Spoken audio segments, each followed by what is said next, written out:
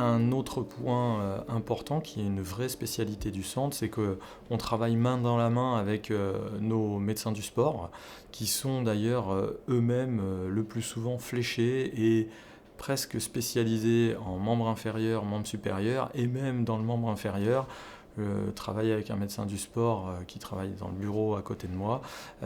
sur toute la prise en charge médicale des pathologies du pied et de la cheville, parce que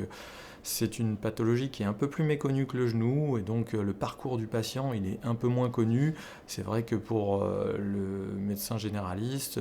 ou celui qui n'est pas spécialisé dedans, un problème de pied c'est un problème de pied. Ben non, c'est exactement comme dans le genou, dans la hanche. Il y a une prise en charge médicale qui doit s'effectuer au préalable, et c'est uniquement en cas d'échec de la prise en charge médicale que les patients vont nous être adressés. Donc il est assez fréquent finalement que les patients nous soient adressés, et grâce au travail du secrétariat, ça nous permet de dire attention, là on est plutôt sur une prise en charge médicale, et si toutefois vous avez besoin d'un avis chirurgical, eh ben, vous serez réadressé vers le docteur Lopez, et à l'inverse parfois eh bien, les patients sont adressés d'emblée sur le parcours médical, et c'est mon confrère qui va m'appeler en me disant bah là je crois que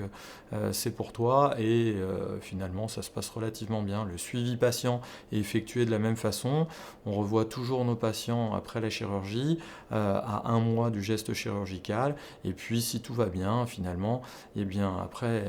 les patients vont être réadressés à mon confrère médecin du sport pour le suivi et l'évaluation du retour au terrain ou du retour aux activités quotidiennes.